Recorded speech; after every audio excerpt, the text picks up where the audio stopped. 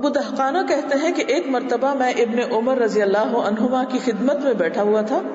وہ کہنے لگے کہ ایک مرتبہ رسول اللہ صلی اللہ علیہ وسلم کے پاس کوئی مہمان آ گیا. رسول اللہ صلی اللہ علیہ وسلم نے بلال رضی اللہ عنہ کو کھانا لانے کا حکم دیا. بلال رضی اللہ عنہ گئے اور اپنے پاس موجود کھجوروں کے 2 صاع جو ذرا کم درجے کی تھی دے کر اس کے بدلے 1 صاع عمدہ کھجور لے کر آئے. نبی صلی اللہ علیہ وسلم کو عمدہ کھجوریں دیکھ کر تعجب ہوا. فرمایا یہ کہاں سے آئیں؟ بلال نے بتایا کہ انہوں نے 2 صاع دے کر 1 صاع کھجوریں لی ہیں. آپ صلی اللہ علیہ وسلم نے فرمایا جو ہماری کھجوریں تھیں وہی واپس لے کر آؤ، کیونکہ یہ بزنس منع ہے. ردی کھجور کے بدلے اچھی کھجور لینا، چاہے وہ قیمت کمی بیچی ہو. یعنی کچھ پروڈکٹ کو پیسہ دے کر تو آپ خرید سکتے ہیں، لیکن چیز دے کر دوسری چیز نہیں لے سکتے. یعنی بچے کو صرف بزنس کرنا نہیں سکھائیں، صرف لین دین کرنا نہیں سکھائیں، حلال حرام بھی سکھائیں. جو بھی فیلڈ اس نے اختیار کرنا ہے، مثلا ڈاکٹر بننا ہے تو اس کے بارے میں بتائیں کہ اس میں کیا جائز اور کیا ناجائز. لائر بننا ہے تو یہ نہ کہیں نہیں لائر تو سب جھوٹے ہوتے ہیں اور یہ بہت غلط پیشہ ہے. نہیں، آپ اس کو اس کے شوق کے مطابق کام کرنے دیں، لیکن حدود بتا دیں کیا جائز اور کیا ناجائز ہے. جھوٹ بولنے کی کتنی سختی، لیکن آپ اس کو منع نہیں کریں کہ نہیں یہ تم بن ہی نہیں سکتے. بذات خود اس پیشے کے اندر کوئی حرج نہیں. اب مثلا کینیڈا میں بچوں کو مختلف پیشے جو ہیں ان کے بارے میں بتایا جاتا ہے اور ان سے انٹروڈیوس کرایا جاتا ہے اور ان کی تعریف کی جاتی ہے تاکہ کوئی بھی پیشہ حقیر نہ ہو کسی کی نگاہ میں. بعض اوقات بڑے پیشے، بعض اوقات چھوٹے. تو ایک دن ایک ماں بتانے لگی کہ یہاں پر ٹیچرز کو اس طرح بچوں کو کنونس کرنا آتا ہے کہ میرا بچہ گھر آیا اور خوشی خوشی کہنے لگا کہ میں گاربیج بوائے بنوں گا. کہتی کہ میں بہت پریشان ہوئی کہ گاربیج بوائے کیسے اس کو بننے کا شوق آ گیا. وہ جو ٹرک کے پیچھے کوڑا اٹھا اٹھا کے ڈال رہے ہوتے ہیں. یعنی اس پیشے کو انہوں نے اتنا معزز اور اتنا اچھی طرح پیش کیا کہ وہ بچہ جو ہے وہ کہنے لگا کہ یہ تو بہت اچھا ہے. مجھے اچھی طرح یاد ہے کہ کچھ عرصہ جب میرا بیٹا بھی کینیڈا میں تھا تو ایک دن کہنے لگا کہ میں گارڈنر بنوں گا. تو میں ہنسی نہیں آگے سے، نہ میں نے کہا کہ ہاں بنو گے، نہ کہا نہیں بنو گے، کچھ نہیں کہا. میں نے پوچھا کہ تم کیوں گارڈنر بنو گے؟ تو وہ اپنی لاجک دینے لگا کہ پھول لگانا اور پودے اگانا اور باغ لگانا اور یہ سب کچھ کتنا اچھا ہے. اور میں نے کہا کہ ہاں بہت اچھی بات ہے، اور اس کے بعد چھوڑ دیا. کیونکہ اگر وہ سب کہتی یہ کیوں، یہ بھی کوئی کام ہے کرنے کا، تو اب کیا ہوتا، وہ جس گارڈنر کو دیکھتا وہ سوچتا یہ تو کچھ کرنے کا نہیں، یہ تو ایسے بیکار آدمی. ہمارے ہاں مختلف پیشوں کے خلاف کیوں یہ چیز پیدا ہوگی؟ کیونکہ ہم نے بچوں کے ذہن میں ڈال دی یہ حقیر ہے اور یہ اچھا ہے. اب یہ ہے کہ ٹھیک ہے کسی کو تو گاربیج بوائے بننا ہے اور کسی کو گارڈنر بھی بننا ہے، اور اگر آپ کے بچے میں صرف اتنی صلاحیت ہے کہ وہ گارڈنر بنے تو کوئی حرج نہیں، آپ اس کو شوق دلائیں کہ گارڈنر بن جائے. لیکن اگر کسی بچے کے اندر اس سے بڑا کام کرنے کی صلاحیت ہے تو آپ اس کو صرف گارڈنر بنا کے اس کو ضائع کر رہے ہیں، یہ بھی ٹھیک نہیں. اور کسی بچے کے اندر کچھ اور کرنے کی صلاحیت نہیں اور آپ اس کو نہ وہ بننے دے رہے ہیں نہ گارڈنر بننے دے رہے ہیں. تو یہ ضرور دیکھیے کہ اس کے اندر کس چیز کی صلاحیت ہے اور اس خاص کام کو کرنے کے لیے اس میں شوق پیدا کریں. نہ تو اس کی وسعت سے بڑھ کے بوجھ ڈالیں اور نہ اس کی وسعت سے کم پہ اس کو راضی کر دیں. پھر آپ دیکھیے کہ بچوں سے اگر کام کرتے ہوئے کوئی غلطی ہو جائے تو جس طرح ریوارڈ دیا جاتا ہے ایسے سزا بھی دی جاتی ہے، لیکن سزا سے پہلے ان کو اللہ سے معافی مانگنا سکھائیں. یعنی ہم ان کو اپنی تو پنشمنٹ دے دیتے ہیں لیکن کسی غلطی پہ ہم یہ نہیں سکھاتے کہ اللہ سے توبہ کرو. مثلاً آپ کو پتا چلا کہ آپ کے بچے نے جھوٹ بولا، ہوتا ہے نا بعض اوقات بچوں کے اندر کئی خرابیاں آ جاتی ہیں. کتنی مائیں ہیں جو یہ کہتی ہوں کہ بیٹا اللہ سے توبہ کرو، یہ بہت بڑی بات ہوگی، اللہ سے توبہ کرو، اللہ سے معافی مانگو، صدقہ کرو کہ گناہ معاف ہو جائے. نہیں کہتے نا ہم عام طور پہ ہم ڈانٹ ڈپٹ، جہنم میں جاؤ گے، یہ ہوگا وہ ہوگا، بس ختم بات. نہیں، آپ بھی ان کے لیے توبہ کریں، استغفار کریں، دعا دیں اور وہ خود بھی کریں اپنے لیے.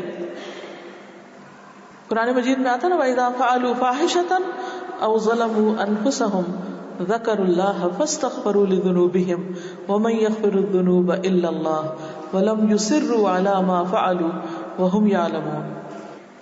توبہ کا پورا کانسیپٹ سمجھائیں کہ گناہ پہ اصرار نہیں کرنا، دوبارہ نہیں کرنا، اب ہو گیا سو ہو گیا، آئندہ اس چیز کے قریب نہیں جانا، اور اللہ تعالیٰ کو راضی کرو. میرا کیا ہے، میں تو خوش بھی ہو گئی تو کچھ فائدہ نہیں اگر اللہ ناراض ہے. غلطی کرنے پر یہ جملہ بولنا سیکھیے، میری فکر نہیں کرو، اللہ راضی ہوا تو میں خود ہی خوش ہو جاؤں گی، اللہ میرے دل میں ڈال دے گا. لیکن اگر وہ ناراض ہے اور میں خوش بھی ہوئی تو تمہیں کچھ نہیں ملے گا. تو جو ایمان ہے یہ جب پختہ ہوگا تو تربیت آسان ہو جائے گی. ایمان کے بغیر، جڑ کے بغیر سب چیزیں اوپر اوپر کی ہیں. ابو ایوب انصاری سے روایت ہے، جب ان کی وفات قریب ہوئی تو انہوں نے کہا، ایک حدیث کو جو رسول اللہ صلی اللہ علیہ وسلم سے میں نے سنی تھی وہ میں نے تم سے چھپائی تھی. میں نے رسول اللہ صلی اللہ علیہ وسلم کو فرماتے ہوئے سنا، اگر تم گناہ نہ کرو تو اللہ تعالیٰ ایسی مخلوق پیدا کرے گا جو گناہ کریں پھر بخشش مانگے اور اللہ تعالیٰ ان کو بخش دے.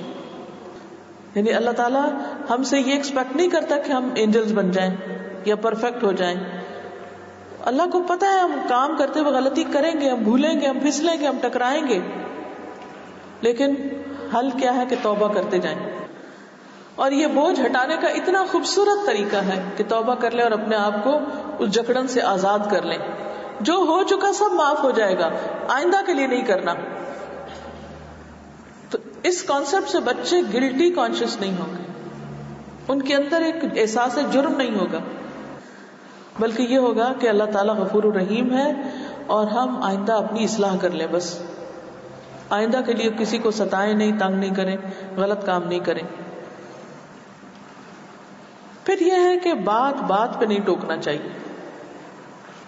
کسی چیز پہ روکیں، کسی چیز کو اگنور کر دیں. مثلا بچے کھیل رہے ہیں اور چیزیں بکھیر رہے ہیں یا توڑ رہے ہیں یا اوپر کر رہے ہیں یا نیچے کر رہے ہیں، تو ان کو ان کے روم کے اندر یہ ایک خاص دائرہ کھینچ دیں کہ یہاں کر لو جو کرنا ہے، اس سے باہر نہیں. اور اس کے اندر ان کو آزادی دے دیں کہ جو کرتے ہیں کر لیں، اللہ کہ انتہائی غلط کوئی کام ہو. مثلا جب بچے دیکھتے ہیں نا مائیں لکھتی ہیں تو ان کے اندر بہت ٹیمپریشن ہوتی. مجھے یاد ہے کہ میرے بہت چھوٹے بچے کے میں شروع سے لکھا کرتی تھی، ان کو ساتھ بٹھا لیتی اور لکھتی تھی، نوٹس لکھے، کام کیا، تو ان کو سب سے زیادہ انٹرسٹ میری پینسل سے ہوتا تھا کہ یہ مل جائے ہمیں. تو میں ساتھ ہی دوسری رکھتی تھی کہ ایک میری اور ایک بچے کی. پھر بازو کا بچہ کہتا نہیں اپنے والی دے دیں، یہ آپ رکھ لیں. اچھا ٹھیک ہے، وہ بھی دے دی. اب کیا ہوتا ہے کہ انہوں نے کسی نہ کسی چیز پہ مارنی ہوتی. اچھا پھر وہ وہاں تک نہیں رہتے، وہ آپ کی گود سے اتر کے دیوار پہ لکھنا چاہتے ہیں. اب ماں ایک ڈانٹ پہ لاتی ہے کہ دیوار پہ نہیں لکھو، پھر وہ لکھتا ہے دوسری پہ، پھر وہ چھپ چھپ کے لکھتا ہے، پھر وہ ادھر لکھتا ہے، پھر وہ ادھر لکھتا ہے، پھر کبھی ہاتھ سے پینسل ہی لے لیتے ہیں، کبھی ڈانٹ دیتے ہیں، کبھی ایک چپت بھی لگا دیتے ہیں. یہ طریقہ ٹھیک نہیں. آپ اس کو ایک بورڈ لا دیں یا دیوار کے اوپر بڑا ایک پیپر لگا دیں اور اس کو لمٹ بتا دیں کہ دیکھو بیٹا اس کے اوپر جتنا چاہو لکھو لکھو، نہ پینسل چھینا نہ کچھ، لیکن وہاں لکھا تو ہے یہ تم نے لکھ دیا، یہ تم نے لکھ دیا، مت لکھو مت لکھو مت لکھو، مت کرو، مت. لکھنے کا شوق ہی ختم. تو ان کو حدود بتا کے آزادی دے دیں، یہ لمٹ سے کرو، خوب کرو. اب مثلا بچوں کو پانی میں کھیلنے کا شوق ہے، اب کیا کریں کہ ان کو کھیلنے دیں ایک مخصوص وقت کے لیے. مثلا بارش ہوتی، یہاں تو ہوتی کم ہے، لیکن یہ کہ جہاں بارشیں ہوتی ہیں تو بچوں کو بہت شوق ہوتا ہے باہر جانے دے بارش میں. اور میں کہتی ہوں سردی لگ جائے گی، فلاں ہو جائے گا. نہیں، اب ان کا دل مچل رہا ہے باہر جا. اپنے آپ کو سوچیں کہ ہمیں نہیں شوق تھا جانے کا، ہمیں بھی بہت شوق ہوتا تھا. اب انہیں کہا کہ دیکھو اس وقت یہ 10 منٹ کے لیے اجازت ہے، تم جب میں بیل کروں گی بلاؤں گی پھر واپس آ جانا، کھیل لو. جن علاقوں میں برف پڑتی ہے تو بچوں کو بڑا شوق ہوتا ہے کہ برف میں کھیلیں. تو میں کہتے ہیں ہائے سردی لگ جائے گی، ایسا ہوگا وہ. نہیں، پہنائے ان کو کپڑے اور کہیں جاؤ کھیلو، ضرور کھیلو. تو ان کو جو ان کا دل چاہ رہا کرنے دیں، لیکن لمٹس بتا دیں. اور اگر اس میں پھر غلطی ہو جائے ان سے، مثلا 10 منٹ کا کہا تھا 15 لگا دیں، تو ہر وقت نہیں کریں. وہ 11 منٹ ہو گئے، دیکھا تم نے غلطی کی، اچھا یہ اتنا ہو گیا، اب کل بھی تم نے کیا تھا، مجھے بھی لگتا ہے پھر کرو گے نا. سر نہیں کھایا ان کا، اگنور. جی بیٹا. میں نے سنا تھا کہ ایک بچہ تھا اس کی گاڑی پہ نا اسکریچنگ کر تو اس کے ابو نے اس کو اتنا مارا کہ اس کی ڈیتھ ہوئی. तो गाड़ी को जाके देखा तो बच्चे ने लिखा था आई लव माय डैड। جی تو بچے لکھ کیا رہتے ہیں؟ آئی love you, I love my dad, آئی لو مائی ماما، اور ہم اس پہ مار رہے ہوتے ہیں ان کو. ہم اصل میں ان کے مزاج کو نہیں سمجھتے. تو یہ مزاج سمجھنا بہت ضروری. بات بات پہ نہ ٹوکیں، کہیں ٹوکیں کہیں چھوڑ دیں، کیونکہ اصل میں ہمارے پاس ہوتی ہے پوری آزادی. ہم اپنے طریقے پہ اپنی چیزوں کو پلان کر لیتے ہیں. بچے تھوڑے سلو بھی ہوتے ہیں بعض اوقات ان کو عین اس وقت جب ہم ایک ڈیڈ لائن دے دیتے ہیں بس ہم نکلنے لگے تو پھر یاد آ جاتا ہے مجھے یہ بھی کرنا، مجھے یہ بھی کرنا. کبھی واش روم میں گھس جائیں گے، کبھی دانت صاف کرنا شروع کر دیں گے، کبھی کچھ اور جو انہوں نے چھوڑا ہوتا ہے نا ٹال رہے ہوتے ہیں. جب انہیں پتہ چلتا ہے ماں نکلنے لگی ہے پھر وہ انہیں کام یاد آ جاتے ہیں. اس وقت پیشنس کی ضرورت ہوتی ہے. کبھی چھوڑ دیا، کبھی سمجھا دیا. تو ہر بات پہ نہیں ٹوکنا، ہر غلطی سے نہیں روکنا، وقفے وقفے سے، تھوڑے تھوڑے، دھیرے دھیرے، اور غلطی کرنے دے. عبداللہ بن عباس کہتے ہیں کہ میں اور فضل اپنی گدھی پر سوار ہو کر آئے. رسول اللہ صلی اللہ علیہ وسلم عرفات میں لوگوں کو نماز پڑھا رہے تھے. ہم صف کے بعض حصے سے گزرے، ہم اترے اور ہم نے گدھی کو چرنے کے لیے چھوڑ دیا. رسول اللہ صلی اللہ علیہ وسلم نے ہمیں کچھ بھی نہیں کہا. وہ آگے سے جا رہے ہیں، کچھ حصہ گدھی پہ بیٹھ کے گئے، کچھ پہ اتر گئے، اس کو چھوڑ دیا، خود کھیلنے لگ گئے، کچھ نہیں کہا. اچھا اب ہم کیا ہوتا ہے، ماں نماز پڑھنے لگتی، بچہ ذرا آ گیا ہے تو دوسری ہٹ فوراً ہٹا دیتے ہیں. اس کے دل میں خوف پیدا ہو جاتا ہے کہ ماں کو ایسا کام کرنے لگی جس سے ڈرنا چاہیے اور جو ہمیں کبھی نہیں پھر کرنا چاہیے. عبداللہ بن عباس رضی اللہ عنہ نے فرمایا کہ میں ایک گدھی پر سوار ہو کر آیا. میں اس زمانے میں بالغ ہونے والا تھا، یہ چھوٹا تھا، ابھی ٹین ایجر ہوں گے، ابھی ارلی ٹینز میں سے. رسول اللہ صلی اللہ علیہ وسلم منا میں نماز پڑھا رہے تھے لیکن دیوار آپ کے سامنے نہ تھی. میں صف کے بعض حصے سے گزر کر سواری سے اترا اور میں نے گدھی کو چڑھنے کے لیے چھوڑ دیا اور صف میں داخل ہو گیا. کسی نے مجھ پر اعتراض نہیں کیا. یہاں کسی مسجد میں جا کے کریں تو صحیح، ایسے ہر نمازی بول اٹھے گا. دیکھیے جیسے مسجد میں بچوں کو لے جاتے ہیں نا، یہاں بھی بچے آتے ہیں، اب انتظامیہ میں سے کوئی ایک تو جا کے چپ کرا سکتا ہے. اب یہ نہیں 2-4 اور بھی اٹھ کے دوڑ پڑے اور اس بچے کے پیچھے پڑ جائیں، اس کے دل میں دہشت بیٹھ جائے گی. ایسے ہی بچے جب مسجد میں جاتے ہیں نا اور وہ بھاگنے لگتے ہیں تو جس نمازی کے آگے سے گزرتے ہیں وہ اس کو آنکھیں دکھاتے ہیں کہ یہ تم غلط کر رہے ہو. اچھا اس کا نتیجہ کیا ہوتا ہے، ان کو مسجد جانے کے نام سے خوف آنے لگتا ہے کہ وہاں آنکھیں نکالنے والے لوگ بیٹھے ہوں گے. تو اس میں کیا ہے کہ آپ اپنا کام کریں. دیکھنا بھی ہے تو ماں کو دیکھ لیں کہ وہ کیا کر رہی ہے، چپ کرا بھی رہی ہے یا نہیں، کیونکہ بعض مائیں بھی بالکل کیئرلیس ہو جاتی. تو اس صورت میں تھوڑا بتانا اور تھوڑا چھوڑ دینا چاہیے. عبداللہ بن عمر کہتے ہیں کہ ایک آدمی نبی صلی اللہ علیہ وسلم کی خدمت میں حاضر ہوا اور پوچھا یا رسول اللہ ہم خادم کو کتنا معاف کریں؟ آپ خاموش رہے. اس نے پھر سوال کیا، آپ خاموش رہے. جب تیسری بار پوچھا تو آپ نے فرمایا 70 بار معاف کرو. تو بچے بھی ایسے ہی ہیں کہ 70 بار معاف کرو ان کو، اور ہر روز 70 بار کہا ہے، یہ نہیں کہ ٹوٹل 70 بار. ابن عمر سے مروی ہے ایک آدمی نے حضور صلی اللہ علیہ وسلم کی خدمت میں حاضر ہو کر کہا یا رسول اللہ میرا ایک خادم ہے جو میرے ساتھ برائی اور ظلم کرتا ہے، کیا میں اسے مار سکتا ہوں؟ فرمایا اس سے روزانہ 70 مرتبہ درگزر کرو. پھر اسی طرح یہ ہے کہ کسی کام کے انکار کا موقع دینا. کہ بعض اوقات آپ بچوں کو کام کہتے ہو کہ میں نے نہیں کرنا، اچھا کوئی بات نہیں میں خود کر لیتی ہوں. نہیں آپ ہمیں پھر برا محسوس کراتی جب آپ کہتی ہیں میں خود کر لیتی.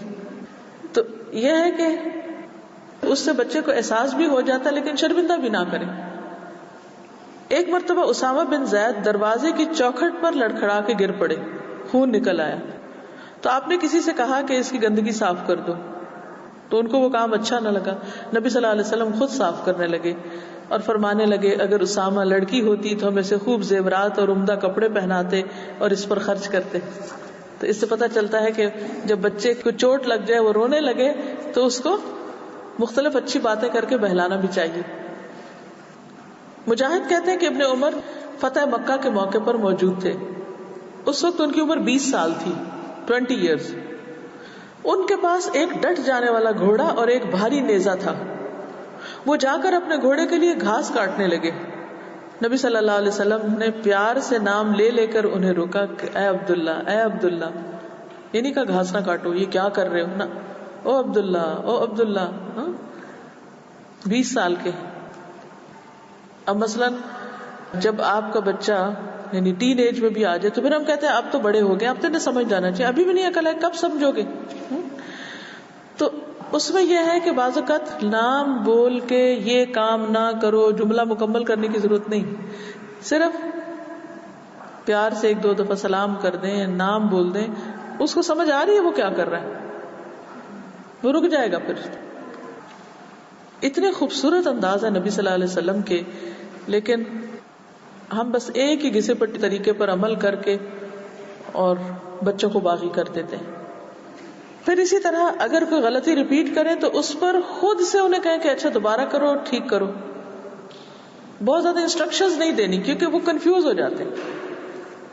مجھے اچھی طرح یاد ہے کہ میری ایک چھوٹی بہن تھی، تو ایک دفعہ میری والدہ نے گھر کے کچھ کام بتائے، میں جا رہی ہوں تو یہ بھی کرنا، یہ بھی کرنا، یہ بھی کرنا، 4-5 تھے. تو وہ کہنے لگی مجھے سارا نہیں یاد رہے گا. یعنی اتنے بعض اوقات ایک ہی وقت میں بچوں کو پوری لسٹ سنا دیتے ہیں، ان کو یاد نہیں رہتا، یا اتنی تیز بات کرتے ہیں کہ ان کو سمجھ نہیں آتی.